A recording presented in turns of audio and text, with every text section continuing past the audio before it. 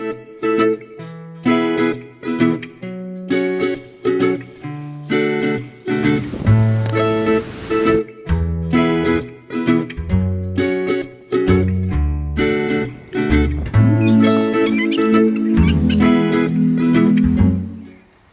there, you are here to join us for Through the Farmgate. This is our third episode. We have had quite a few good responses to the last couple of videos we've done depicting what happens at the farm during lockdown. We introduced our guinea fowl last week and our ducklings the week before. So this week we have gone into the garden. We follow my mum Amanda as she is putting stocks with her tomato plants and her chilli plants, and also how she looks after some of her root vegetables, including carrots and beetroot. So that'll be played a wee bit later on. We also discuss what makes a good donkey. So you'll find out whether Othello, whether Othello is a good donkey. We split it into two categories, as you'll see later. We also discuss pygmy goats. Not very much, I'm not an expert, but we have two pygmy goats, Hector and Archie, who you'll get to see later on. You'll also get to watch me train one of our new donkeys. We've newly named him Sonny, and he's 9 months old, and you'll get to see how we begin to introduce him to the way of life here at Kindale Donkeys. I also want to make a wee shout out to one of our nursing homes, Sleeve Dew in Newcastle. We visited them just before lockdown, and we would just like to have a little shout out to them. I hope they enjoy watching these videos. Without further ado, I hope you enjoy. Yes! This is my greenhouse. As you can see, it's a homemade effort. It is not a commercial one, but it still works. Small, simple, keeps things warm, keeps the frost off them, allows me to grow plants that enjoy hotter weather. Today I am going to feed my strawberry plants, and as you will see, I grow my strawberry plants in hanging container. 2 capfuls of tomato food, which is a high potash food, into 10 litres of water. As you can see, I feed from the top. This is a container that I bought about 10 years ago. It's supposed to be for tomatoes, but it works equally as well for strawberries. And you can grow, I have 6 plants in there. They grow upside down, and as a result it gives me extra space in my little greenhouse. So it does. The fruit has started to set, and for that reason that's why we're feeding them. So to continue, and hopefully with the good weather that we're having, we will have nice strawberries to enjoy with strawberries and cream in the next few weeks. I'm growing chilli plants. These are my extra hot. These are my extra hot, mild and medium. They have now outgrown their little stakes, so I'm going to remove them, and I am going to restake them with 3-foot high stakes. So I am. You put the thicker end in so to give it more stability, and you put them slightly away from the stalks. In days gone by you would have used jute twine. Today I just use the plastic clicking cotton click. Makes life easier, and you bring it to it.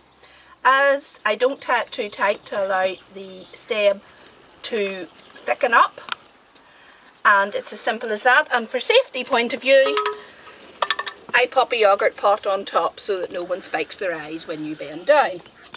As this will grow up, I will then tie it again and again, and that keeps it tight to the stake. They're quite easy to grow. I actually am going to disleaf this one because it seems to have got a little bit of leaf miner on it, and if I take that away and burn it, it then should keep it out of the plant. There is a whitefly on that one as well, which I'll remove, and tonight I will get washing up liquid and hot water and spray them with it to kill them. I am not a great believer in spray, so I'm not. I try to do it as natural as possible because it's only for the house. We're not in commercial production, but if it works, it's great.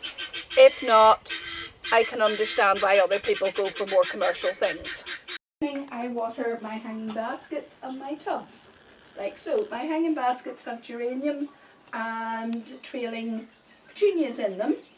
They were planted up about 6 weeks ago, and as you can see they're now starting to become established. The issue with the hanging baskets is that if you don't keep on top of the watering, they will dry out very, very quickly. And then once they dry out, the plants start to die.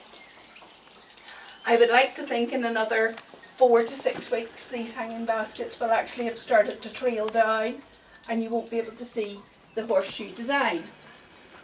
The baskets were made from old horseshoes, welded together and then planted. And I'm hoping my husband will make me a couple more of them because they've actually turned out to be very, very effective. For the hanging baskets I don't use a rose head, but for my tubs I do. And as actually you will see from this tub, I have dianthuses in it, but I have also planted patio sweet pea. And I will show you the little plants coming up now. As you can see there, they are starting to come up. And what will happen is they will form like a mushroom habit, and they will have the beautiful flowers of the sweet pea, the gorgeous colours, and more importantly we will have the beautiful smell. There is nothing like a summer's evening and the smell of sweet pea, especially whenever you're sitting out enjoying a glass of gin or a cup of tea or whatever. These here again are trailing petunias, and as you can see them, I have them in the old-fashioned milk churn. I just set the tub straight in and then plant them into it. At this time of year, which is just towards the end of May, I am still watching for frost. We're fortunate this is quite a wee sun trap and the frost isn't too bad, but as you know, we shouldn't be getting frost in May, but we have been known actually even to have snow the last week of Balmoral. So it's important to keep an eye on it, but I still want my plants to get that wee bit of a head start so that we can enjoy them. As you can see, I am actually growing my carrots in old tires. This is quite a good way of being space saving, and also it allows me to grow them a wee bit quicker because the rubber actually heats up. If you put your hand in these today, they're actually quite warm. The only downside is you do need to water a lot more regularly. And again, just sprinkle them water, and that allows them to grow. Your carrots grow till about, these are a small variety, so they will grow to about 6 inches. They're an early variety of carrot, and they're really, I just don't go in for commercial growing. It's just for the house, it's for a bit of fun, and it's something I enjoy. As you can see, I have my own worm lifter, debugger, or whatever you want to call it, in the shape of the hens who scuff around here and lift all the sort of wee slugs, etc. Right. As you can see, I am actually growing my carrots in old tires. This is quite a good way of being space saving, and also it allows me to grow them a wee bit quicker because the rubber actually heats up. If you put your hand in these today, they're actually quite warm. The only downside is you do need to water a lot more regularly.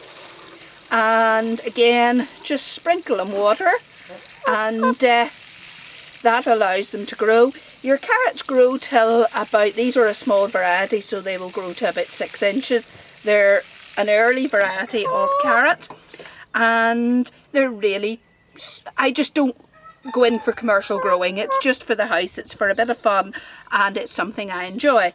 As you can see, I have my own worm lifter, debugger, or whatever you want to call it, in the shape of the hens who scuff around here and lift all the sort of wee slugs, etc. The peas I actually only grow in a single tire. The reason being is they don't have very deep roots, whereas the carrots and the beetroot are actual root vegetables. But again, I find they grow really well and they grow up and they're easy to pick. So they are when it comes to harvesting. So this is Sonny. He is a new arrival for us. We're naming him so because we're going to pair him up with our youngster Mumford. And I hope you can catch the pun in Mumford and Sonny. He is 9 months, same age as our wee man. He's only been here about 2 days now. First arrived here, he was maybe a wee bit feared, but he is actually a very sweet wee fella. He's just taking his time getting used to everything. Hello, wee man. Yes? Are you a good boy? So I'm going to record sort of how we get on with training him to walk, because he doesn't walk on a head collar. Don't believe he's really fussing getting his feet picked up or touched. Oh, and chicken's feeling quite brave. What are you doing, missus? But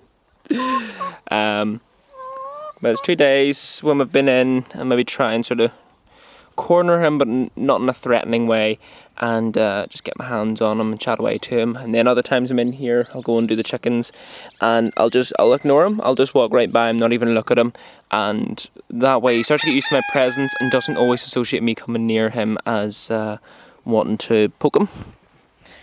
But as you can see, he's already starting to follow because he likes the attention, and because I'm not forcing it on him all the time, trying to get a good shot of you, you're too close. And because I'm not forcing it on him all the time, it makes him sort of want it more. Whereas if you're always trying to go in, always trying to get your hand on him, always trying to touch him and pull him and stuff, he'll begin to sort of go, well, every time you're in here, I never get a moment's peace. So this way, it makes him want to come up to me to get the nice attention. He's quite a nice wee fella, but I think he'll maybe grow to about 9 or 10 hands.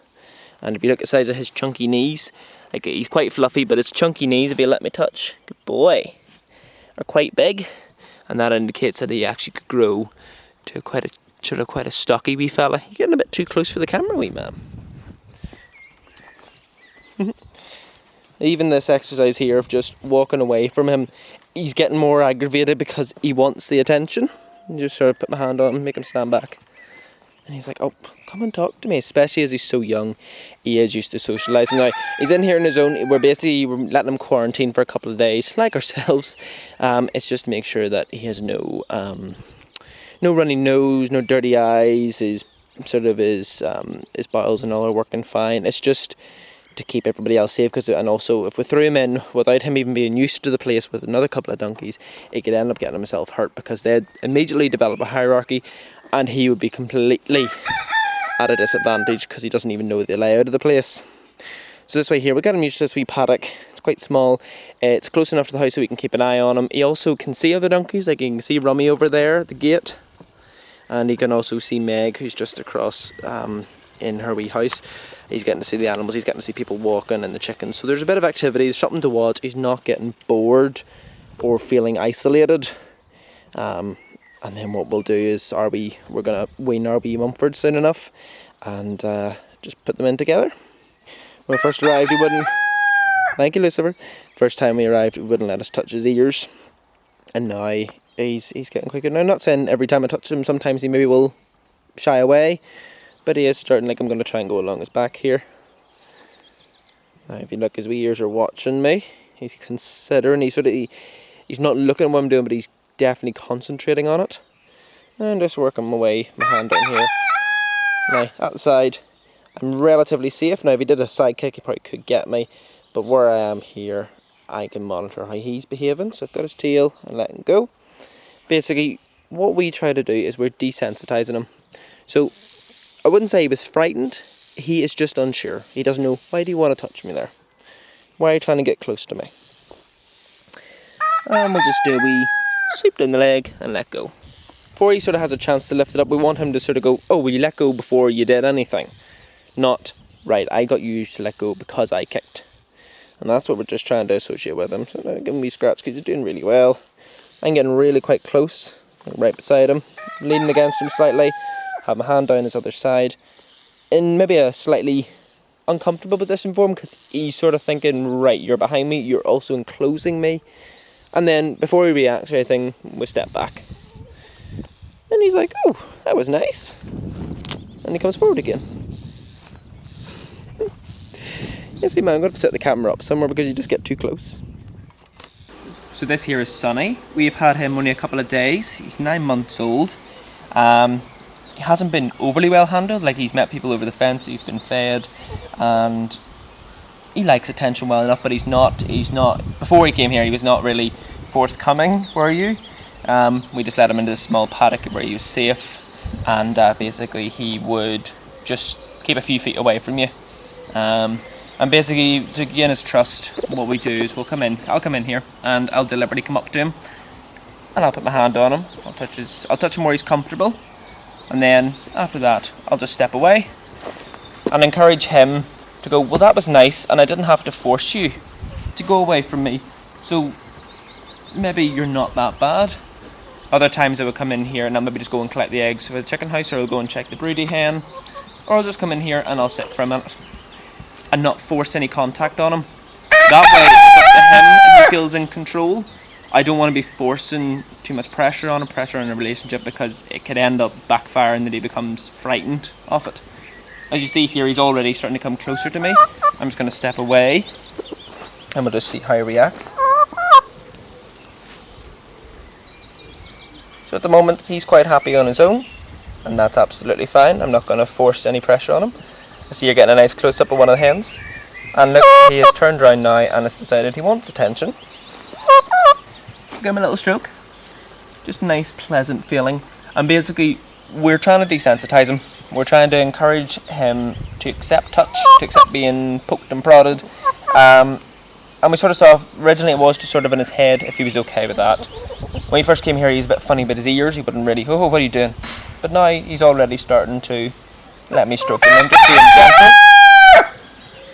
And then, let's say, he hasn't had his feet done, so we do need to work on letting him touch his feet, letting us touch his feet, sorry, and lifting them up as well. But that's sort of a slower process, because his feet are his defence mechanisms. How he runs away from danger, it's also how he would protect himself in a fight, is he would kick.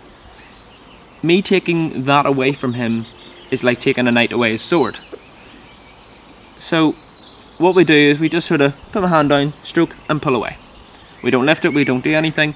And what we're doing is we're encouraging him to realise that they're touching me in the foot and that's okay. They're not actually doing anything to me, it doesn't hurt, it's not taking away my defences. It's not too bad. And I try to do it before he reacts. You're going to get in trouble. If I was to lift his foot and I held on and he started kicking and rearing and jumping, he's going to associate that when I lift my foot it hurts and I don't like it. So basically you're sort of giving him the sense of control, but in reality we're just getting him used to us touching him. What are you doing? We'll just go again. So he's a wee bit more aware this time that I might do it. Down to the hook or down to the fetlock and away. Good boy. And then just something he's more comfortable with, touch his neck, touch his back. Well, maybe I'll stand up straight. Suddenly I'm a bit more intimidating because I've stood up. You sort of notice he tenses a bit. He's watching. Take a wee step back. I'll just touch your bum. Give it a wee scratch. Is that okay? Whenever he's comfortable, I'm going to grab his tail. I don't need to grab his tail, but I'm just going to do it because I want him to start raising that wherever I touch him, he is safe and he is okay with us. So work our way down his side. I'm crouched down, so this is maybe a slightly vulnerable position for myself, but he can sense that. I'm not as tall and not as intimidating. Mrs. Chicken, you're going to get in trouble. Go away. He obviously has no fear about the chickens touching him.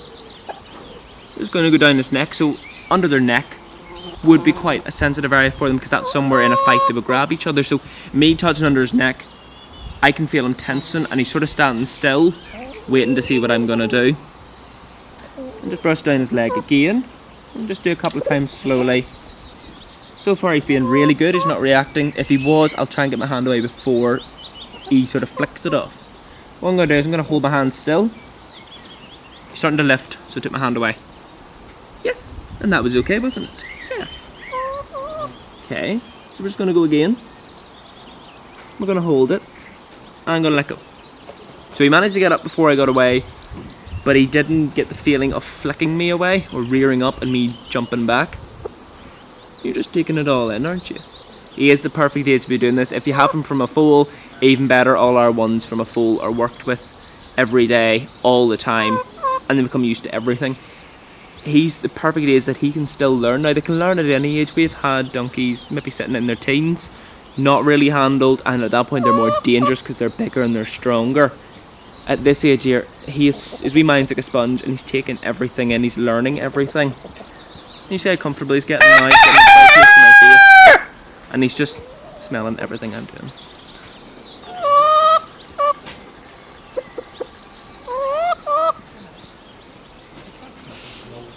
You boy.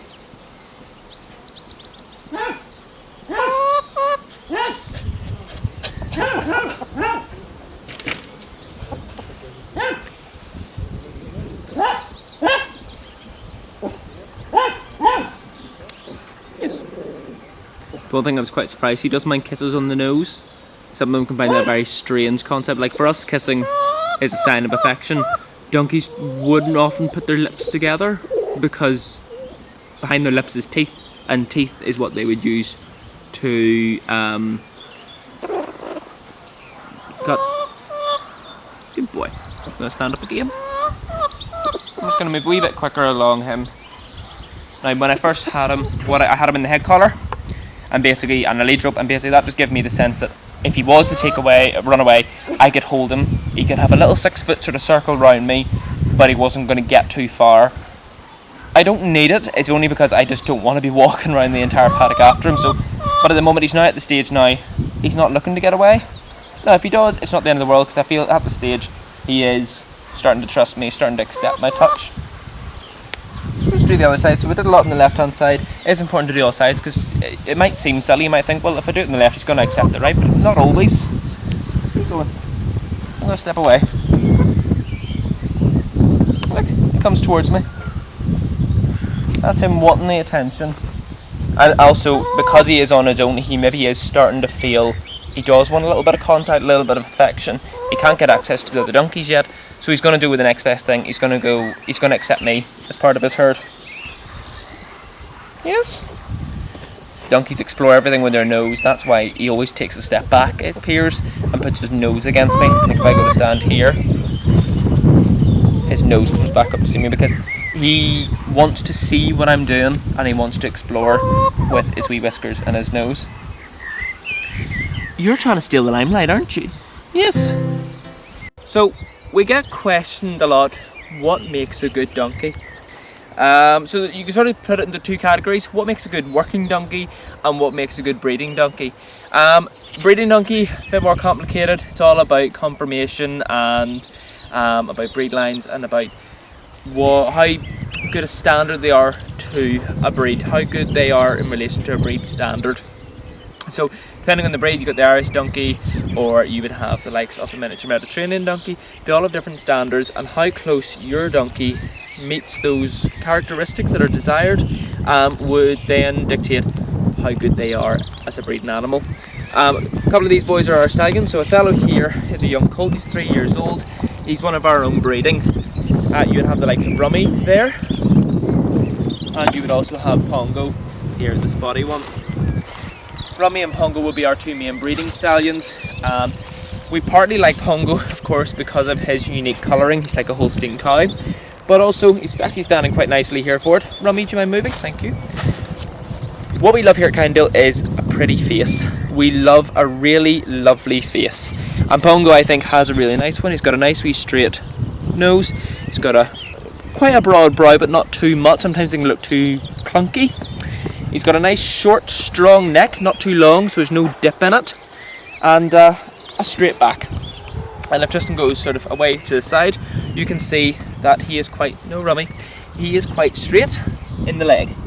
So follow straight down. So if he stood a step back, it would help just lengthen him out. You'll see that.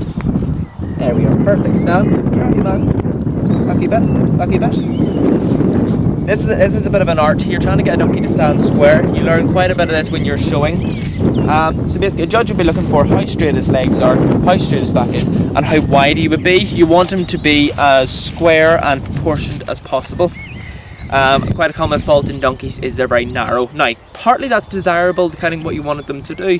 In Sicily, where the vineyards grow, and donkeys would have carried baskets full of the grapes. And a narrow donkey was perfect because he could go up the narrow alleyways between the two sets of trees, and that way he wouldn't knock anything down, he wouldn't get in the way, where a horse being wide could end up messing the place about. It's the same with ploughing. Some people do prefer a donkey for ploughing because they do not destroy the furrows. But that's sort of a very brief description of what a good breeding donkey would be. A good working donkey would be different. Actually, a prime example would be the likes of Remus over there. He's a wee bit narrow in the front, but he is broad. He is very, very strong. Being shorter makes him stronger. He's quite stocky. Whereas the likes of Pongo and Othello here are quite fine featured. We see them as very pretty animals, but they maybe wouldn't be the best working animals. Now, saying that, I'll probably teach them both to drive, and they've great attitudes towards it, but that doesn't necessarily mean they would make a really strong animal for doing, let's say, ploughing work or agricultural work. A working donkey or a breeding donkey, something very important to us here especially is temperament. Donkeys used to be about how strong they were, and that was very, very important. Nowadays there's not the same use for them in that regard. We have them now for use of introducing them to the public. So they'll go to nursing homes, they'll go to schools, and we need donkeys that are really well tempered. Partly it is due to nature versus nurture. So of course, the likes of Othello coming over here now, he was born in this farm. Probably within the hour, we were over at him as soon as he was born, as soon as he was learning to stand, we were here. And that is why he is so friendly. He has never had a bad word to say about people because nobody's ever been bad to him. So he is very, very neat. He loves to be touched, loves to be poked and prodded, and therefore we can do anything to him. We can lift up his teeth. Good boy. We can check his teeth. You see there's his teeth there. That's also how you tell a donkey's age. And we can do anything we want to him because he is not frightened of us, and he has learnt that. But the likes of Remus, yes, he was handled, but he was never trained to do anything. He had his feet done every 6 weeks, and he was used to doing that, and he was used to walking from a shed to a field, but that was about it. He's always been good tempered, but when we first started training him, he was nervous and frightened of it because he doesn't know what it is you're trying to do to him. So we look for a very good tempered donkey, something that is willing to learn. Pongo here is very willing to learn. We've only had him about a year now, but as you see, he comes up to me when I'm in the field. He wants to see what's going on.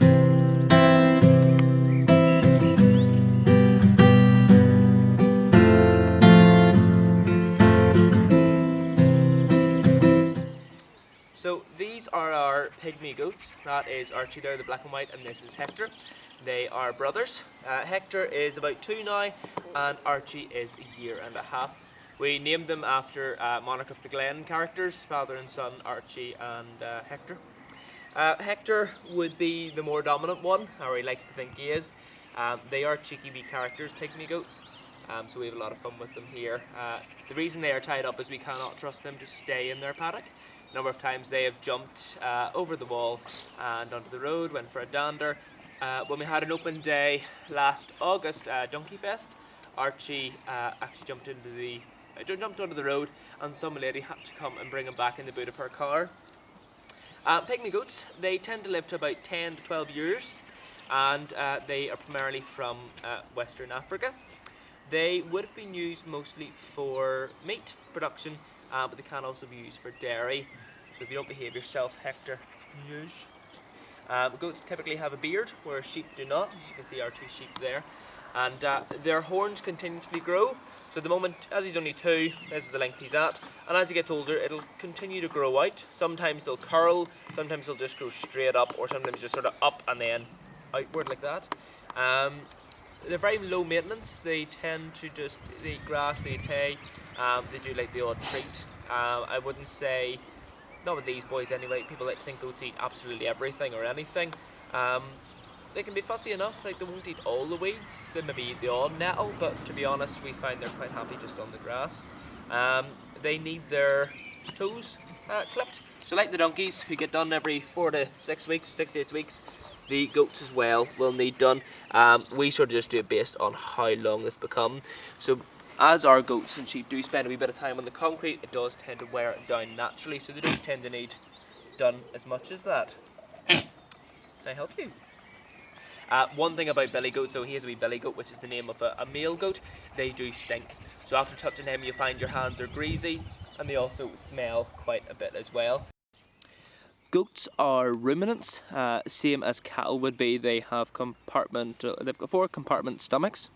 So basically they will eat a lot and that of grass, and the grass will go straight into the rumen, which is the large cavern within their gut, and basically they put that in there, and then when they're feeling settled later on in the day, they'll lie down and they'll chew their cud, as it's known, where they'll regurgitate.